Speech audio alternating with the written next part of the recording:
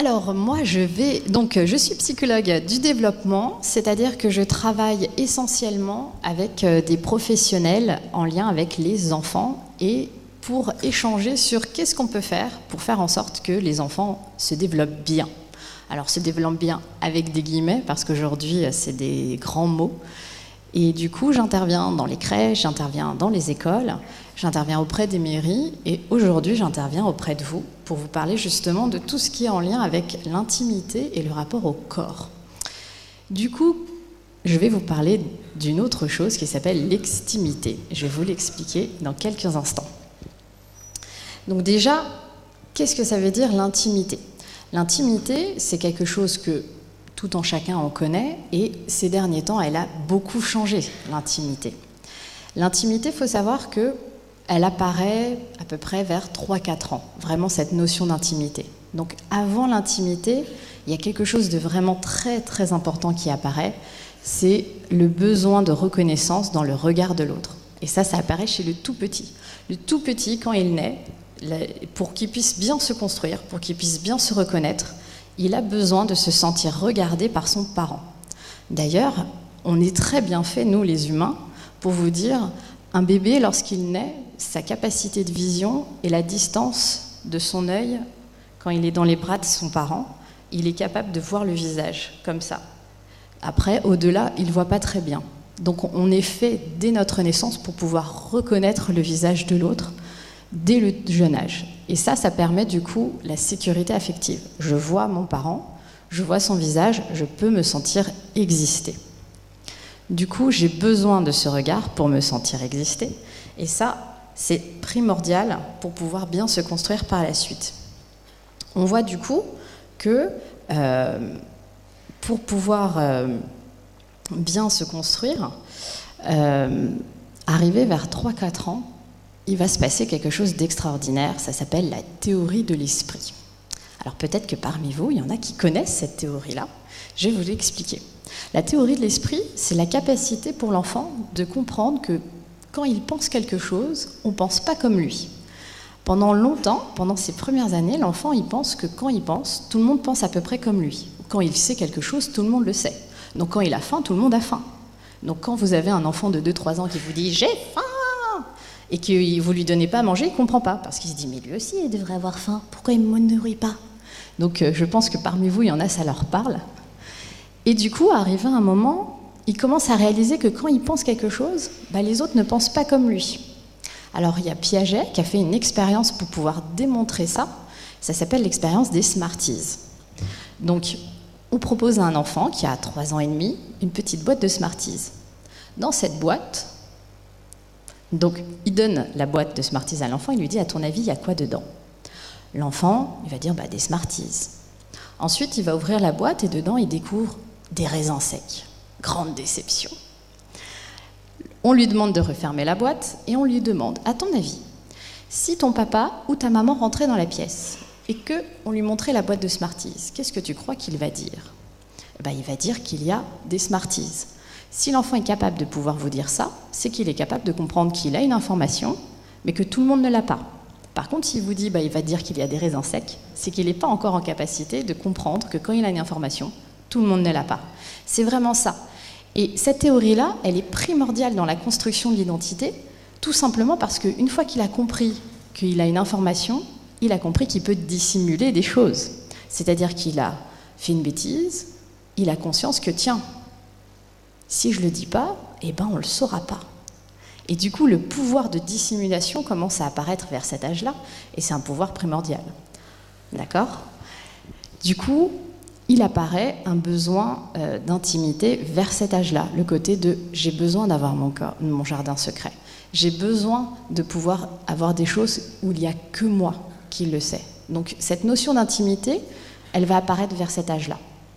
Le fait de pouvoir se dire « maintenant, j'ai envie qu'il y ait des choses que d'autres ignorent ». Bon, après, on découvre, l'enfant qui se coupe les cheveux, s'il croit qu'en cachant les cheveux au fond de la poubelle, on ne verra pas, bizarrement, on le saura quand même. Mais du coup, il apparaît vers cet âge-là le droit à l'intimité, et on se rend compte aujourd'hui qu'il est primordial d'avoir cette intimité-là. Et du coup, l'espace intime, c'est la capacité pour quelqu'un de pouvoir ne pas partager, ou sinon il va partager avec un faible nombre. Ce qu'on peut comparer, c'est vraiment la confrontation de l'espace public avec l'espace privé. L'espace public, tout simplement, c'est un grand nombre de personnes. L'espace privé, c'est que quelques privilégiés.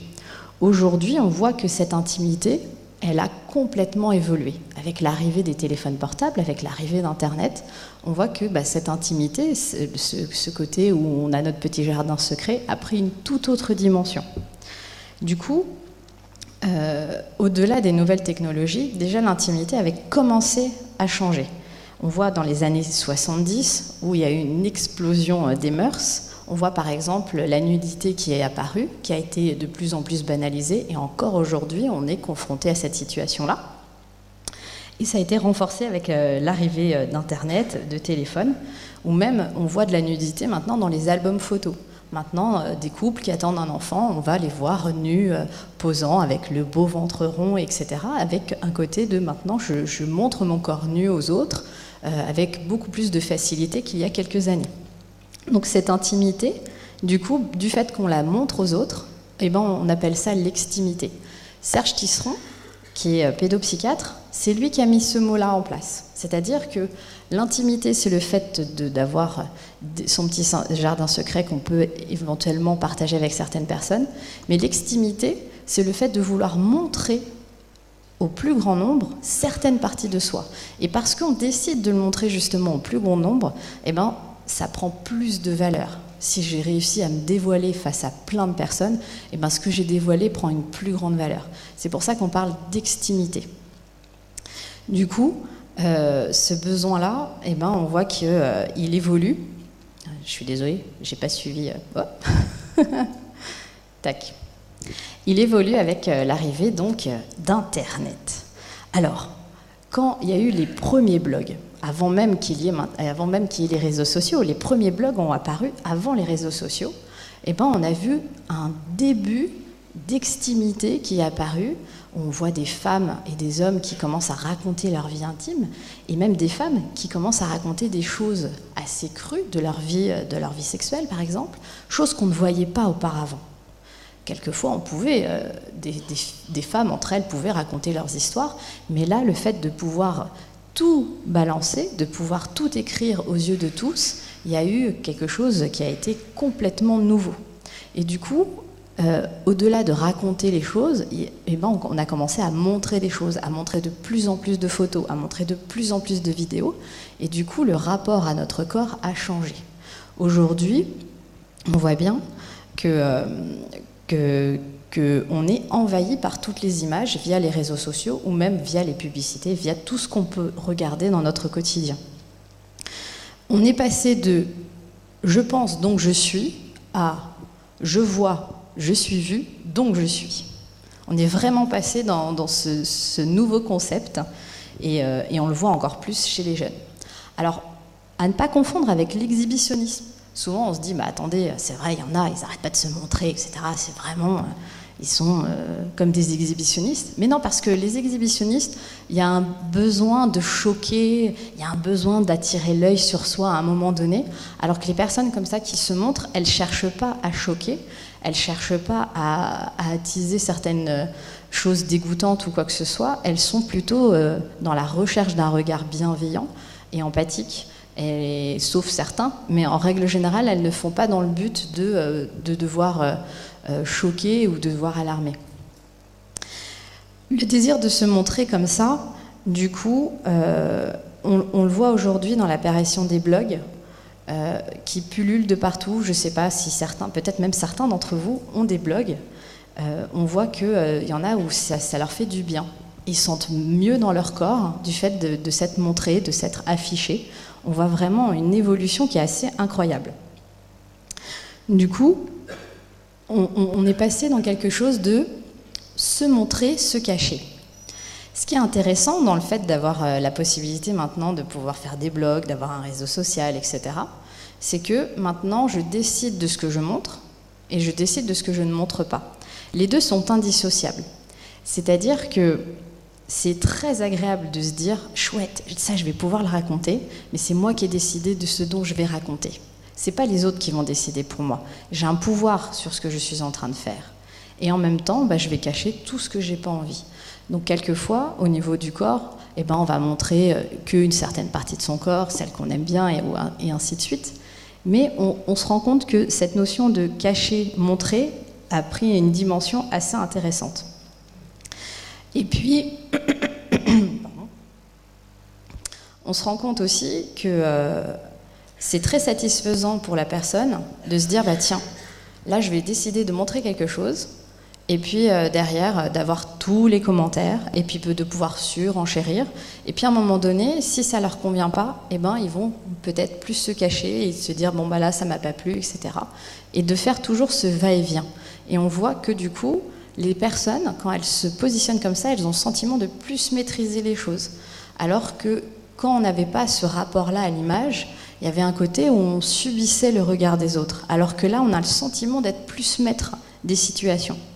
Pourtant, malheureusement, il y a quand même des situations et des travers à tout ça. Du coup, c'est le diktat du corps parfait. Aujourd'hui, lorsqu'on regarde des blogs, lorsqu'on regarde des sites internet, quand on regarde des séries, des films, on est quand même dans un rapport du corps parfait. Tout doit être parfait. Les célébrités, elles sont parfaites, et si elles ne sont pas parfaites, elles vont tout faire pour. On voit une apparition de la chirurgie esthétique de plus en plus impressionnante. Aujourd'hui, aux États-Unis, des statistiques ont été faites, en France également, aux États-Unis et au Brésil, ils sont les numéros 1 et 2 de la chirurgie esthétique. Mais on se rend compte que c'est normal d'avoir recours à la chirurgie. C'est-à-dire que le rapport au corps a complètement été modifié. Toutes les stars qui n'arrêtent pas de se modifier continuellement ont démocratisé cela. Petit exemple, quand on voit ces femmes, donc c'est la famille Kardashian, Jenner, pour ceux qui connaissent, moi, personnellement, jamais j'aurais reconnu Kim Kardashian, qui est sur la photo à gauche, et on la connaît surtout sur son visage actuel. Et aujourd'hui, du coup, quand on discute avec les personnes, ces personnes, elles veulent ressembler à ces femmes-là. Elles veulent ressembler à ces femmes qui sont parfaites, qui donnent l'illusion que c'est mieux d'être parfait. Du coup, il y a un sentiment de culpabilité chez beaucoup de personnes parce que c'est pas la réalité. On n'est pas parfait. Mais du coup, tout est poussé pour se modifier, se changer continuellement. Là, par exemple, c'est la demi-sœur de Kim Kardashian, en dessous, donc Kylie Jenner. Elle a 20 ans. Donc sur la photo de gauche, elle en a 15. Sur la photo de droite, elle a 20 ans. Vous imaginez, elle a subi plus de 6 interventions chirurgicales. Et c'est les modèles aux États-Unis. Du coup, toutes les jeunes femmes aux États-Unis ont ces modèles-là. Et elles sont beaucoup influencées. Alors du coup, ce mouvement-là arrive jusqu'en France. Et les jeunes en France attendent que les femmes aient ce corps parfait. Mais c'est un phénomène qu'on voit aussi chez les hommes. De plus en plus d'hommes ont recours à la chirurgie esthétique. En France, de plus en plus d'hommes, ils rajoutent des cheveux, ils font en sorte d'avoir moins de rides. Et on le voit même quelquefois des personnes qui le font pour le travail. J'ai envie d'être au top au travail, je vois qu'il y a des petits jeunes qui arrivent, je veux garder mon job, je veux avoir l'air jeune. Donc cette envie du corps parfait, elle est tout le temps là, elle est très présente, elle est très oppressante. Et pour les jeunes générations d'aujourd'hui, du coup, ça donne un diktat de la perfection qui est assez impressionnant. Heureusement, il y a des contre-courants. Donc, il y a de plus en plus de marques qui maintenant affichent le côté de « on n'est pas parfait et tant mieux ». Donc on commence petit à petit à arriver vers quelque chose qui est non, acceptez-nous tel qu'on est, parce que finalement, qu'est-ce qui est vraiment important ? Est-ce que c'est l'image que j'ai de moi ? Est-ce que c'est l'image que les autres ont de moi ? Ou finalement, c'est comment je me sens dans mon corps ? Donc on commence petit à petit à arriver vers quelque chose qui est de on retourne à l'intérieur de l'être et pas à l'extérieur.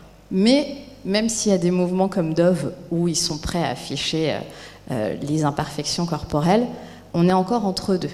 On voit bien, par exemple, Victoria's Secret, qui, évidemment, va afficher que des corps sublimes. Anorexiques. Exactement. Au niveau des images du corps, du coup, parce qu'il y en a qui commencent à afficher des choses, justement, qui est de, mais franchement, accepter notre corps tel qu'il est, Et ben, du coup, de plus en plus d'hommes et de femmes affichent des choses de leur corps et les assument. Par exemple, chez des femmes anorexiques qui ont réussi à combattre l'anorexie, eh ben, elles affichent leurs photos. Donc elles vont montrer comment elles étaient anorexiques avant, elles vont montrer comment elles ont réussi à prendre du poids aujourd'hui. Et du coup, grâce à ça, certains jeunes qui peuvent avoir accès à ces images vont se dire « Ah, mais en fait, finalement, c'est possible. » Une anorexique, par exemple, qui voit cette image, se dit « C'est possible, en fait, je peux peut-être m'en sortir. » Ou d'autres qui vont se trouver trop grosses vont peut-être se dire « Finalement, je vais peut-être travailler sur ça, je vais en échanger. » Le fait qu'on puisse montrer toutes ces images, le fait qu'on puisse en parler, permet d'avoir aussi un autre rapport au corps et de pouvoir un petit peu redescendre de cette exigence du parfait. Là où on voit la photo de cette femme qui affiche le fait qu'elle ait eu une ablation du sein à la suite d'un cancer du sein, il y a un côté de oui, j'ai eu le cancer du sein, oui, il me manque un sein, mais je l'assume. C'est comme ça que je suis, ça fait partie de moi. De plus en plus de personnes affichent ce genre de situation, des cicatrices, des taches, etc. Donc là, encore une fois, on voit cette femme qui est du coup mannequin et qui a des taches sur le corps. Chose qui n'aurait jamais été acceptée encore il y a quelques années, parce que justement, il y avait besoin d'avoir ce corps parfait. Grâce à ce type de personnes qui assument justement l'imperfection de leur corps, on voit petit à petit se modifier le rapport. On voit que, du coup, les gens sont prêts à afficher ce qu'ils sont et ne plus chercher ce côté parfait. On n'y est pas encore. Mais, quelque part, il y a un côté, oui, on est comme ça fait partie de la vie. Toutes ces femmes qui complexent de leur ventre après les accouchements, quand elles voient défiler énormément de photos comme ça, on voit une émergence de dialogue et de blogs qui est « ça m'a fait du bien que vous ayez montré la photo de votre ventre avec votre cicatrice, parce que je me rends compte que je ne suis pas la seule, et je me rends compte qu'on est beaucoup comme ça me fait du bien de voir qu'on a vécu une souffrance et que finalement, c'est un corps qui a donné la vie. » Et arriver à voir autrement son corps que « non, il faut que j'ai un ventre plat pour l'aider ». Au niveau des dictats du corps parfait, on voit aussi qu'on a un rapport au corps qui est aussi comme le corps support d'expression. Donc il y a une émergence au niveau du piercing, il y a une émergence au niveau du tatouage. Combien de personnes ont des tatouages maintenant ? Et de plus en plus de jeunes aujourd'hui, moi pour avoir échangé avec des tatoueurs, disent que ils voient défiler un nombre de personnes incalculable à leur jour anniversaire 18 ans pour faire un petit tatouage. Ça y est, c'est comme devenu le rituel de passage. Je deviens adulte, pour pouvoir montrer à la terre entière que je suis adulte, je me fais un tatouage.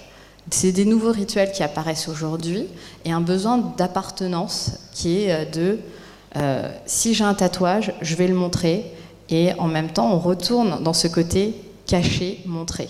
Donc tous les jeunes, dès qu'ils se font un tatouage, ils l'affichent sur leurs réseaux sociaux, avec un côté « ça y est, je fais partie du groupe, ça y est, mon corps est comme le corps des autres, on a tous un tatouage ». Et en même temps, il y en a qui vont décider de les mettre à des endroits où ils seront tout le temps vus, et d'autres, à l'inverse, qui vont exprès mettre à des endroits cachés, comme l'intimité qui est de « seules les personnes que j'aurais décidé pourront voir ce que j'ai fait sur moi ». Mais les tatouages aujourd'hui ont une toute autre signification que la vraie création des tatouages. On est vraiment dans un phénomène de mode. Et du coup, il y a un côté de mon corps comme support pour montrer qui je suis, et non pas forcément pour montrer comment je suis. Donc, tout ça a beaucoup évolué au niveau intime, et on a même qui vont écrire des phrases très intimes sur leur vie, sur leur corps, ce besoin de tout marquer, ce besoin de pouvoir le divulguer, qui est assez impressionnant. Ensuite, on voit aussi évoluer quelque chose au niveau du corps, c'est le dictat, l'apologie du sport. Alors, aujourd'hui, si quelqu'un dit qu'elle ne pratique pas de sport, elle est considérée comme une personne ça va pas ou quoi, tu fais pas de sport? C'est comme si elle ne respirait pas. Il y a vraiment une notion aujourd'hui qui est le sport est obligatoire. Certes, si on fait pas de sport, on peut être en mauvaise santé, mais il y a des personnes qui marchent beaucoup, donc ça peut être considéré comme du sport. Mais du coup, on est arrivé vers Si on fait du sport, il faut le faire bien, il faut avoir des beaux habits, il faut montrer nos performances, il faut prouver à la terre entière le nombre de kilomètres qu'on a fait, il faut montrer combien de muscles on a gagné, et ainsi de suite. On est arrivé vers un rapport au sport qui est assez impressionnant. Et du coup, l'image qu'on véhicule à travers ça a été modifiée. Avant, on faisait du sport. Maintenant, tout est dans la démonstration. Donc là, il y a des exercices qui sont proposés de partout. Partout, si vous vous connectez sur les réseaux sociaux essentiellement, vous avez toujours des pages et des pages de regarder comment il faut faire, regarder quel genre de sport il faut faire et les évolutions. Là, par exemple, sur la femme qui fait du yoga, moi je vois celle de 2015, je me dis c'est chouette. Mais non, elle va montrer qu'en 2018, elle arrive à mieux faire, elle arrive à être plus cambrée. Donc malgré le fait qu'elle fasse du sport, il y a un côté de il faut que ce soit encore mieux, que ce soit plus, et ainsi de suite. Du coup, il y a une exigence à ce niveau-là qui est de qu'est-ce qu'il va falloir que je fasse ? Il faut que j'ai un corps parfait. Il faut que je fasse du sport. En même temps, j'ai envie de ressembler à mes idoles quand je suis un jeune. Tout ça met beaucoup de pression. Et puis en même temps, il faut que je montre. Est-ce que j'ai réussi à faire tout ça ? C'est assez complexe. Et on le voit aussi chez les hommes, parce que c'était un mouvement un peu féminin au départ, mais on voit aussi chez les hommes. D'ailleurs, aujourd'hui, les footballeurs montrent leur corps. C'est-à-dire qu'aujourd'hui, quand on parle de foot ou de footballeurs, on connaît aussi comment ils sont faits. On va les comparer physiquement. Là, quand on compare Ronaldo et Messi, c'est un article qui fait l'apologie de leur corps. On ne parle pas de leur capacité à savoir bien jouer au foot. Il y a un côté de ça, c'est annexe. Est-ce qu'ils ont un beau corps ? Oui. Ce qui fait que s'ils ont un beau corps, ils pourront être un bon joueur de foot. Il y a vraiment quelque chose autour du corps parfait, là encore une fois, qui est assez impressionnant.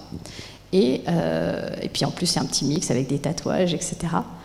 Donc on se rend compte aujourd'hui que c'est compliqué pour les jeunes et pour les moins jeunes de pouvoir assumer facilement leur corps, de pouvoir se l'approprier avec tout ce qui est démontré comme ça.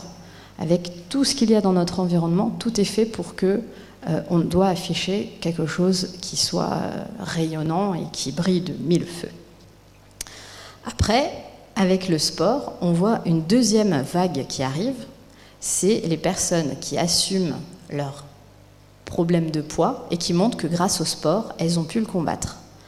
Donc c'est assez impressionnant, ce nombre de photos qu'on peut voir aussi, ce nombre d'images, toutes ces femmes et tous ces hommes qui sont capables de dire voilà, avant je ne m'aimais pas, avant je ne me respectais pas, et là j'ai décidé de prendre ma vie en main et j'ai décidé de faire du sport.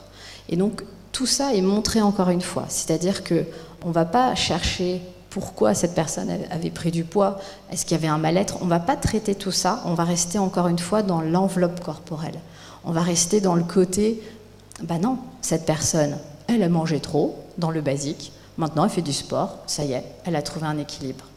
Mais du coup, on ne traite pas le fond, on ne va pas chercher plus loin. Donc tant mieux si ces personnes-là, elles ont réussi à se sentir mieux grâce au sport, mais c'est aussi ne pas rester que au rapport au corps. Sauf qu'aujourd'hui, on n'attend que ça.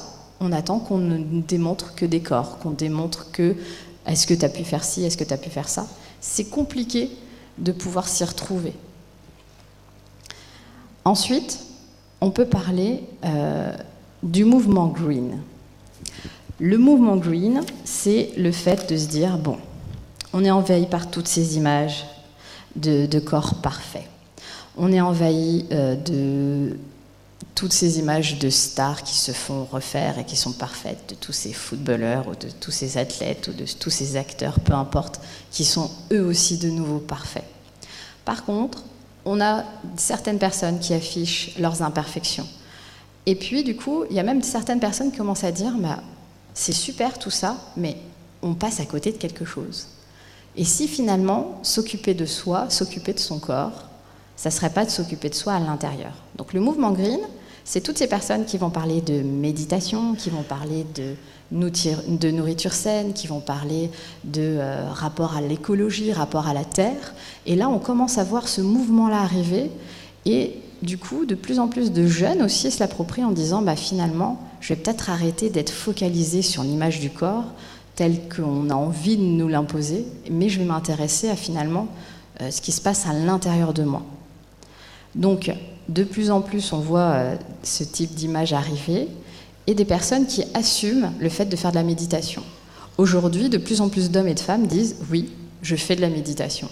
Il y a encore quelques années, si quelqu'un nous disait « je fais de la méditation », on riait. On fait « ah, tu fais ce genre de truc, toi ça sert à rien ». C'est vrai, c'est connu, ça sert à rien. Et du coup, petit à petit, on voit arriver ça, et puis on l'assume. Et puis finalement, et du coup, même chez les jeunes, on commence à avoir des discours qui est de moi, j'ai essayé la méditation, et je me rends compte que je suis moins stressée, j'arrive à mieux me concentrer en cours, et puis je suis moins mal dans ma peau. Donc, on commence à avoir un nouveau mouvement qui se met en place, et une nouvelle valeur qui est de finalement, qu'est-ce que c'est prendre soin de soi? Est-ce que c'est s'assurer qu'on a des tablettes de chocolat? Est-ce que c'est s'assurer que tout le monde regarde nos photos? Ou est-ce que finalement, c'est s'assurer de vivre l'instant présent et d'apprécier ce qu'on fait pour ce qu'on fait?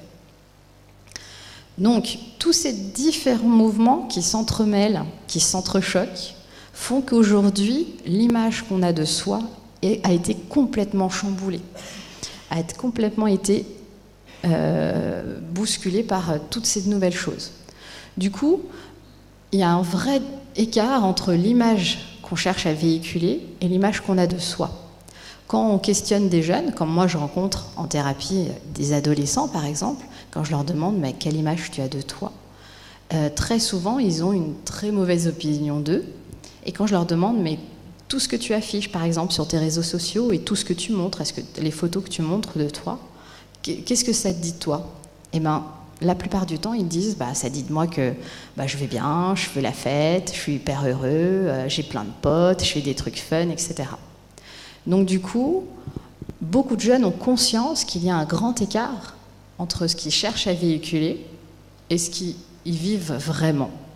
Du coup, c'est comment les accompagner pour essayer de réduire cet écart tout en préservant une authenticité. C'est-à-dire qu'ils ont besoin de pouvoir continuer à maîtriser l'image qu'ils divulguent, ils ont besoin de continuer à maîtriser ce qu'on va penser d'eux, et en même temps, c'est les aider à se dire, mais si tu restes vraiment toi et que tu montres des choses vraies de toi, finalement, le regard des autres sur toi sera tout aussi vrai. Mais pour l'instant, c'est en chemin. Aujourd'hui, c'est très difficile avec l'arrivée de ce monde virtuel que les jeunes puissent vraiment assumer ce qu'ils sont vraiment. Et du coup, c'est là-dessus qu'il va falloir continuer à travailler, à accompagner. Et du coup, même les adultes, aujourd'hui, c'est compliqué pour eux de pouvoir assumer l'image qu'ils ont d'eux. Les adultes d'aujourd'hui montrent quand même beaucoup plus d'images d'eux que les adultes d'hier. Parce qu'il y a un côté où on suit le mouvement, mais en même temps, aussi ce côté de maîtriser son image. Par contre, on voit quand même, et heureusement, arriver un rapport au corps et un rapport à l'image qui est de... Quand on discute avec des adultes, quand on voit avec des... Voilà, est-ce que tu as un réseau social? La plupart des grands adultes, entre guillemets, ceux qui ont plus de 25 ans, ont tous plus ou moins Facebook. En dessous de 25 ans, c'est fini, c'est trop nul Facebook, c'est pour les vieux. Autant vous dire que quand vous parlez avec un jeune, Facebook, même pas en rêve, c'est pour mes parents. Quand on parle avec les adultes, donc entre guillemets plus de 25 ans, on se rend compte que ils vont divulguer des choses, ils vont montrer des choses, mais ils sont moins centrés sur leur corps que sur les générations d'avant 25 ans. Donc, il y a quelque chose à faire entre ces différentes générations. Autant accompagner ces nouveaux jeunes face à l'utilisation des images qui font d'eux vers quelque chose de positif et qui sont en lien avec une vraie réalité, et en même temps que les générations d'avant comprennent pourquoi ils font tout ça. Donc, comme on l'a vu, il y a toute cette influence autour de nous qui fait qu'on est obligé de suivre le mouvement, de faire comme les autres, parce que je ne veux pas être exclu, et en même temps avoir le sentiment de maîtriser son image. On est vraiment là-dedans. Parce que je vais maîtriser tout ce que je fais et tout ce que je dis, finalement, j'ai le sentiment que ça fonctionne bien. Et du coup, il y a quelque chose à travailler autour du bon pour le corps.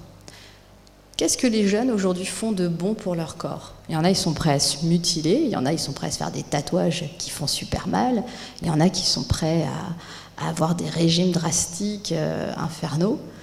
Ils ont un rapport au bon au corps qui n'est pas suffisamment développé. Mais parce que dans notre culture, donner du bon à son corps, c'est pas quelque chose qui est vraiment développé.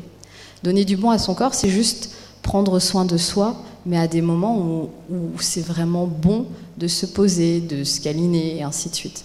Ça, c'est quelque chose, quand on parle avec des jeunes, ça n'existe pas.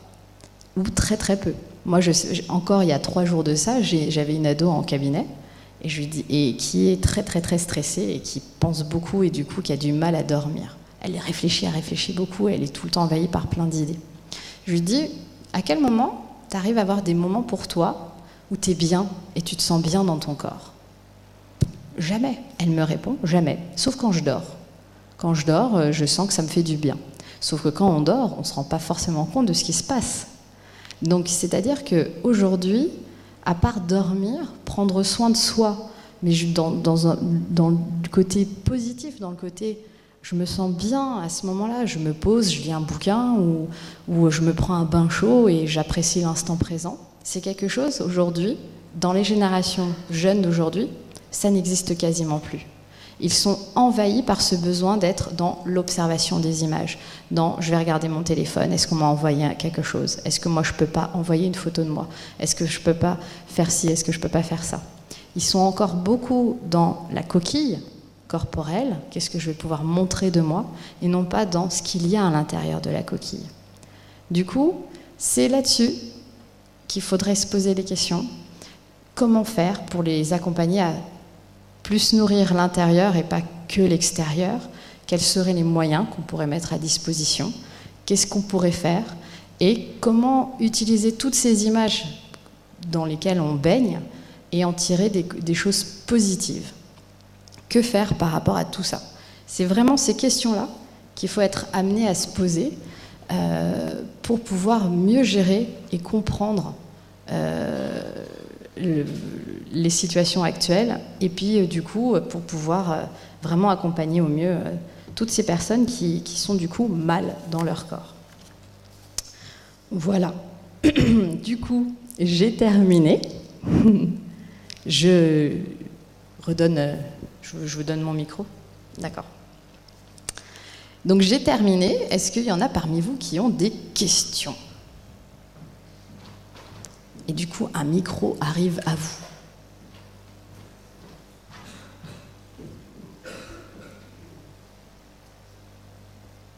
Ou pas, hein.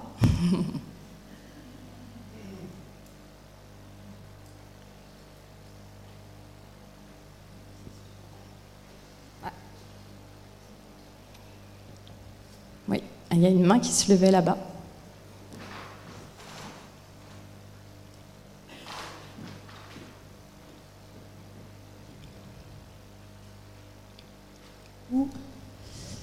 Oui.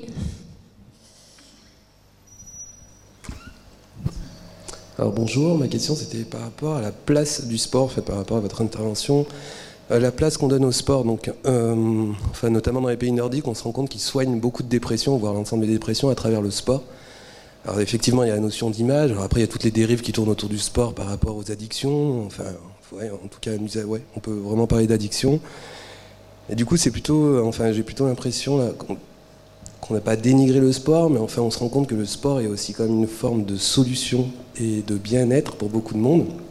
Du coup, travailler, enfin, si je parle des pays nordiques, c'est parce que du coup, ils travaillent finalement le bien-être intérieur à travers le sport. Et donc, du coup, comment à un moment donné, dans une démarche, parce que là, enfin, en entendant ça, je me pose la question, je me dis, bah, en fait, faudrait peut-être pas faire de sport. Je me dis, c'est peut-être peut-être que je vais me regarder dans le miroir et que, ouais, je fais. Donc voilà, c'est juste la place du sport. Et je me questionne par rapport à ça, notamment en fait, dans quelle mesure le sport peut être vecteur de bien-être, d'un équilibre alimentaire, d'un équilibre au niveau du sommeil. Enfin, du coup, enfin, je pense que vous l'aurez compris que je suis plutôt partisan d'une pratique sportive pour faire en sorte, voilà, d'avoir un équilibre même social, dans le sens où à un moment donné, on fait du sport aussi ensemble. Et c'est cette place du sport sur laquelle j'aimerais avoir un petit peu plus d'éléments, et notamment dans quelle mesure on soigne aussi beaucoup à travers le sport. Et donc je suis Liamine de l'association La Petite Poussée qui travaille autour des images avec la jeunesse. Voilà. Ok, merci pour votre intervention. En effet, ce que je disais par rapport au sport, c'est pas il faut pas en faire, et heureusement, mais c'est qu'aujourd'hui, beaucoup de personnes vont se diriger vers le sport pour de mauvaises raisons.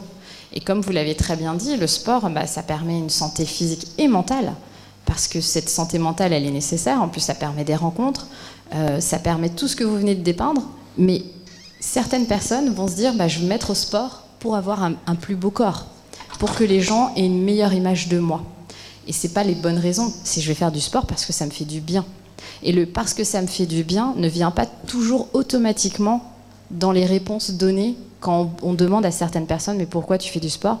Mais parce que j'en avais marre de ne pas rentrer dans mon pantalon, je trouvais que j'étais grosse, ou des hommes qui disaient non franchement c'était plus possible, fallait que je me reprenne en main, et voilà. Et quand ils reprennent, c'est que longtemps après qu'ils sont en capacité de pouvoir dire mais en fait ça m'a fait du bien et en fait j'ai pris soin de moi. Mais la première idée n'est pas forcément prendre soin de soi. Et c'est si on arrive à modifier justement le regard qu'on peut avoir sur le sport, et non pas à faire du sport pour avoir un corps parfait, mais faire du sport parce que c'est bon pour soi, ça permettrait justement de ne pas rentrer dans ce côté-là où on arrive dans les extrêmes, et où il y en a, du coup, ils se lancent là-dedans, et ils arrivent justement, ils n'arrivent plus à s'arrêter, et ils arrivent à faire trop de sport jusqu'à ce qu'ils s'abîment les muscles, ils s'abîment la santé. Oui, c'est ça. La notion de corps parfait. Ouais. Je répète parce que vous êtes tous filmés, enfin, tous. Tous filmés. Flore surtout, mais enregistrés. Il y a d'autres questions. Merci de situer votre propos en vous présentant.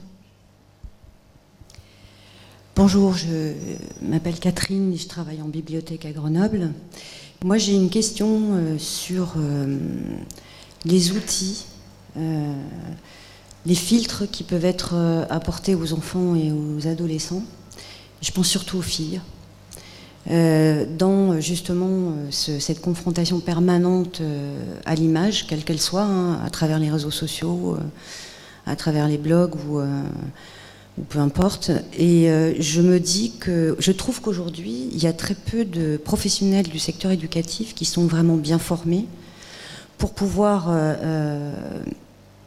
préparer les enfants depuis le plus jeune âge à ce rapport à l'image ultra envahissant. Et quand je dis je pense en particulier aux petites filles et aux jeunes filles, il y a vraiment, comme vous le disiez, un diktat du corps parfait, mais qui est quand même principalement, qui s'adresse principalement aux femmes, aux filles et aux femmes. Voilà, donc je me demande s'il n'y aurait pas un travail plus important à faire sur la formation des éducateurs, la formation des enseignants, pour que cette problématique-là soit intégrée dans les programmes scolaires, par exemple. Si, c'était une bonne remarque. Après, ce qui se passe aussi, c'est que ça arrivait tellement vite, le déploiement des réseaux sociaux est arrivé tellement vite, cette manière de pouvoir diffuser autant d'images est arrivée si vite que ça a été compliqué de pouvoir anticiper tout ça. Après, l'image de la femme comme ça existe depuis toujours. C'est juste que c'est intensifié, amplifié avec l'arrivée des réseaux. Mais ça a toujours été le cas, hélas. C'est pas une excuse, on est bien d'accord. Et oui, et du coup... mais on y vient, je trouve. Je trouve que de plus en plus d'actions sont mises en place. Elles ne sont pas encore suffisantes, mais en tout cas, on commence à y venir. On y vient plus facilement, je trouve, maintenant qu'il y a quelques années. Alors si je peux préciser, même si ça ne suffit pas, on est d'accord. Hein. En 2014, on avait organisé une édition des Rendez-vous l'image sur la thématique égalité filles-garçons, déconstruire les clichés, construire l'égalité. Vous avez en ligne sur notre site donc un certain nombre de conférences. Après, bien entendu, ça reste une base, mais il y a d'autres choses à développer. Une question là-haut. Bonjour, Elsa Chardon, je m'occupe de l'éducation à l'image à la MJC de Vorep. Et c'est une question un peu vague, mais je sais que la dernière fois, j'avais une jeune qui se plaignait d'avoir perdu un smiley sur Snapchat, ou je ne sais plus exactement. Une flamme, voilà. Qu'elle avait mis un mois à avoir. Enfin bon, bref. Et je me suis retrouvée à me positionner en fait tout de suite. il me semble peut-être pas de la bonne manière, en lui disant bon bah si tu te mets dans cet état-là pour ça, la vie va être un peu compliquée, quoi. Et du coup, j'aimerais bien savoir s'il y a des manières de se positionner, en fait, qui soient pas forcément aussi drastiques, même si, bon, moi, je refuse un peu ce côté genre, ah oui, pourquoi, voilà, comment on peut se positionner par rapport à ça, et aussi un peu les limites justement de cette image qui montre d'eux. J'imagine bien, dès qu'ils se mettent en danger, etc., là, c'est possible d'intervenir, mais je pense qu'il y a des limites parfois qui sont un peu plus subtiles, et du coup, comment on peut les reconnaître et la manière dont il faut se positionner par rapport à ça. Je ne sais pas si c'est clair, mais... Si, c'est clair. Quoi qu'il arrive, peu importe la situation qu'un jeune peut vous rapporter lorsqu'il est en difficulté, c'est vraiment avoir une écoute empathique, même si des fois on se dit ah là là, c'est pas grave, parce que vu notre casquette, on se dit non mais elle se met en effet dans un état que pour ça. Mais ne serait-ce que dire, en tout cas, je vois vraiment que c'est quelque chose qui touche. Et après, amener à lui proposer qu'est-ce qu'on peut faire pour après, trouver des solutions ensemble. Les jeunes, quand on leur apporte des solutions toutes faites, ils n'aiment pas parce que du coup, ils se sentent dépossédés de moyens, parce qu'on leur dit fais ci, fais ça, et puis ça leur convient pas parce qu'ils aiment bien, eux, décider des choses. Mais quelquefois, ils sont vraiment démunis, ils savent pas comment penser. Donc c'est vraiment les amener, qu'est-ce que je peux faire pour t'aider ? Et des fois, c'est juste avoir écouté qui aide. Et après, dans un second temps, me dire, mais qu'est-ce que ça t'apporte, cette application ? Donc Snapchat, qu'est-ce que ça t'apporte ? Ça m'apporte du lien, ça me permet de me sentir aimé par mes amis. Est-ce que finalement, tu peux te sentir aimé par tes amis différemment ? Et les amener à se poser ces questions-là. Par contre, c'est très dur pour les jeunes aujourd'hui quand on leur dit « mais ça sert à rien ». Beaucoup de personnes leur disent « ça sert à rien », mais on n'est pas dans leur monde. Donc finalement, nous, vu de notre casquette, ça sert à rien, mais pour eux, c'est essentiel. Je ne sais pas si ça peut vous aider. Oui ?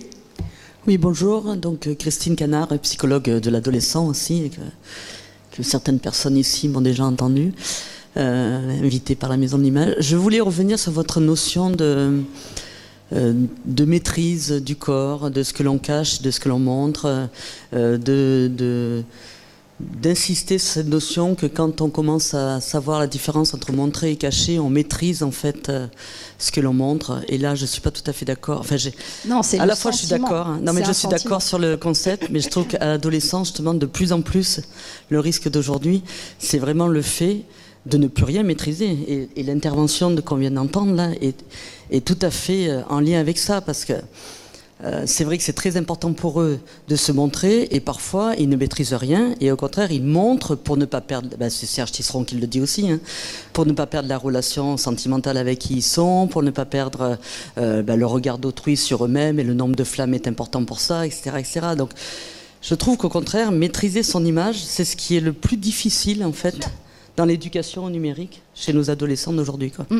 Justement, en fait, ils cherchent ça. Ils cherchent cette maîtrise, et ils ont le sentiment, parce que c'est eux qui ont décidé, qu'ils maîtrisent. Oui, c'est une illusion. C'est vraiment une illusion, en effet.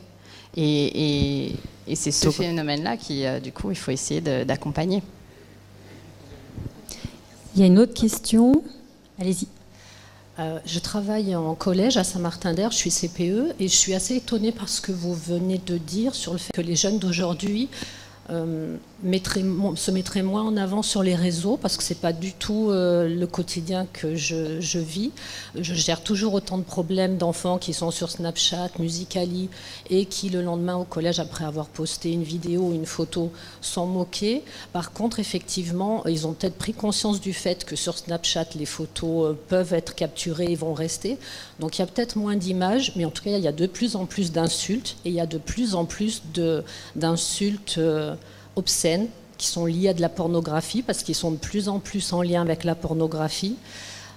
Et donc vraiment ça pose problème, et je me demande si à un moment donné on ne va pas arriver sur une espèce de alors plus que de sur quelque chose qui va ressembler à de la pudeur, voire à de la pudibanderie, et qu'à un moment donné on ne va plus rien montrer du tout, par peur justement d'être taxées peut-être pour les filles, dès qu'elles sont un peu trop habillées court, et pourtant on travaille là-dessus, on travaille sur l'image des filles, etc., sur l'égalité homme-femme, on le fait, mais c'est quand même inquiétant cet accès à YouPorn, etc. Très jeunes, des gamins de 6e qui connaissent la fellation, qui connaissent des tas de choses. Enfin, c'est vraiment... Bien sûr. Il va falloir réfléchir à tout ça, parce que c'est grave. Alors, j'ai pas le souvenir, alors peut-être que je me suis mal exprimée d'avoir dit qu'il y avait moins d'images. Au contraire, chez les jeunes, il y a plus d'images que chez les jeunes d'avant. Bon, après, je sais pas, peut-être que c'est ce que j'ai dit. En tout cas, oui, ils sont submergés d'images, et c'est ça qui les perdent. Et après, le phénomène de la pornographie, hélas, oui, aujourd'hui, c'est compliqué de pouvoir la gérer. Et c'est vrai qu'elle prend beaucoup, beaucoup de place. Alors, c'est des questions qui renvoient directement à la conférence qui va suivre, sur la question la méchanceté en acte à l'ère du numérique. Alors, je vous propose qu'on s'arrête là sur les questions. Je vous l'ai dit, la matinée est dense et on a cette contrainte de maîtriser le temps. Donc, d'enchaîner avec l'intervention de François Jost, que je laisse s'installer. Voilà. Vous pourrez poser ces questions qui restent dans le temps du brainstorming à partir de 11h30. Voilà. Je vous remercie. Merci beaucoup.